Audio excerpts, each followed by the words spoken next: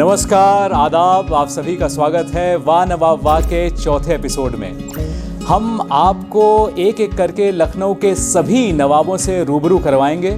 दोस्तों, अभी तक एपिसोड्स में हमने आपको बताया अवध के पहले नवाब सादत खान बुरहान उल मुल्क के बारे में कि वो कहाँ से आए थे, कैसे उन्होंने अवध के शेखजादों को हटाकर किले पे कब्जा किया, उनकी कितनी बेगमें थीं, वगैरह वगैरह। चलिए अब वाह नवाब वाह की इस कड़ी को आगे बढ़ाते हैं। दोस्तों, अवध के पहले नवाब से जुड़ा एक रोचक किस्सा आपको बताता हूँ। एक बार नवाब सादत खान नाव से गंगा नदी पार कर रहे थे। उस समय गंगा नदी में बारिश के कारण बाढ़ आई हुई थी। जब नवाब साहब नदी पार कर रहे थे तो अचानक एक मछली नदी के पानी से उछलकर नवाब साहब के दामन में आ गई। इसे अच्छा शगुन मानते हुए नवाब साहब ने उस मछली को संभाल कर अपने पास रख लिया। और आपको बताऊं कि उस मछली का कंकाल अवध के अंतिम नवाब वाजिद अली शाह के समय तक अवध के खजाने में सुरक्षित रखा हुआ था। यही मछली नवाबी शासनकाल में अवध का राज चिन्ह तो बनी ही, और आज भी अपने बदले स्वरूप में उत्तर प्रदेश के प्रतीक चिन्ह में भी दिखाई देती है।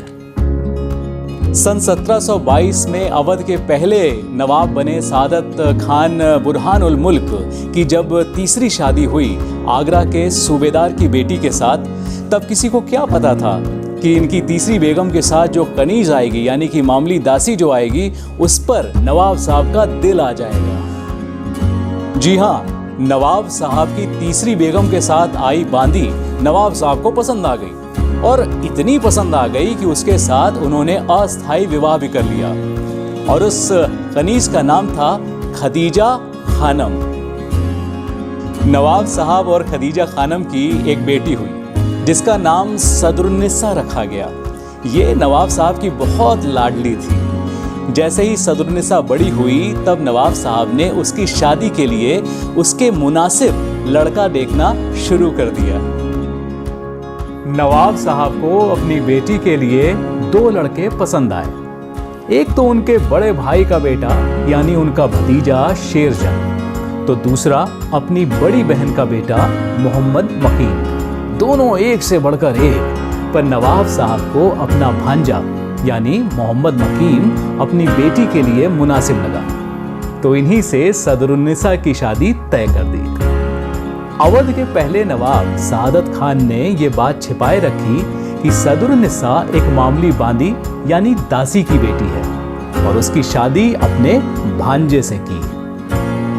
अपने इस दामाद को नवाब साहब ने अवध की सूबेदारी सौंप दी। दिल्ली दरबार में बादशाह ने मोहम्मद मकीम को जमायते उल मुल्क अबुल मंसूर खां बहादुर सफदर जंग की उपाधि दी। तो ऐसे आए अवध के दूसरे नवाब। एक और रोचक बात बताता हूं आपको इससे जुड़ी। सफदर जंग के भाई थे शेरजंग, जो कि उनसे उम्र में बड़े थे, तो गद्दी के हकदार तो वही थे। पर सादत खान ने अपनी बिटिया सफदर जंग को ब्याह दी थी। इसी वजह से उन्होंने अपने दामाद को नवाब की पगड़ी दे दी, जिसकी वजह से शेरजंग ने जिंदगी भर पगड़ी नहीं पहनी। आपको बताऊं कि उस जमाने में कोई भी बिना पगड़ी के घर से बाहर नहीं निकलता था। पर शेरजंग ने कहा कि जिस सर के लिए ताज मुकर्रर था, उस सर पर सादे कपड़े की पगड़ी लपेटना मेरी कितनी बड़ी तौहीन है, जिसकी वजह से उन्होंने जिंदगी भर सर पे पगड़ी नहीं पहनी। दोस्तों, अब मैं आपको बताता हूं कि अवध के पहले नवाब की मौत कैसे हुई। 9 सितंबर 1722 को सादत खान अवध के पहले नवाब बने। 1722 से 1739 तक इन्होंने अवध के नवाब की गद्दी संभाली। पर कहा जाता है कि इन्होंने मुगल सल्तनत के खिलाफ एक षड्यंत्र रचा।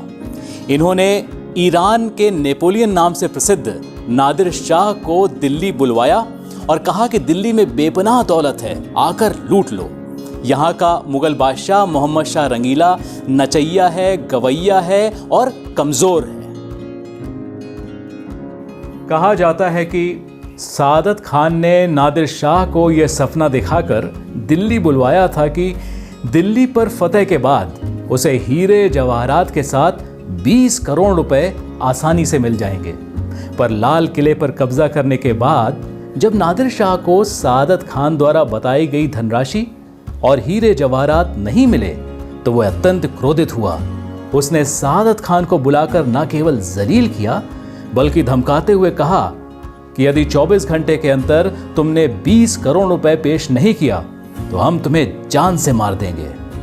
उस समय दिल्ली दरबार के शाही खजाने में इतनी धनराशि तो थी नहीं। सादत खान को जब लगा कि इतने रुपयों का इंतजाम वो एक दिन में नहीं कर पाएंगे तो इस अत्यंत कठिन, भयानक और दुखद परिस्थिति से निराश व अपमानित होकर 19 मार्च सन 1739 की रात को सादत खान ने जहर खाकर अपनी जान दे दी। तो दोस्तों 1680 में अफगानिस्तान के एक ज़िले नैशापुर में पैदा हुआ बालक मीर मोहम्मद अमीन, जो कि 1722 में अवध का पहला नवाब सादत खान बुरहानुल मुल्क के नाम से मशहूर हुआ और 1722 से 1739 तक जिसने अवध पर राज किया और 1739 में जहर खाकर अपनी जान दे दी। इन्हें नजफ में दफनाया गया जो कि इराक में है। दोस्तों अब तक मैंने आपको बताया अवध के पहले नवाब सादत खान बुरहानुल मुल्क के बारे में और आपको ये भी बताया कि इन्होंने अपने भतीजे सफदरजंग से अपनी बेटी का निकाह करके उन्हें अवध का दूसरा नवाब बनाया। अवध के दूसरे नवाब सफदरजंग के बारे में मैं आपको बताऊंगा अपने अगले एपिसोड में। तब तक आप खुश रहें, स्वस्थ रहें और देखते रहें वाह नवाब वाह।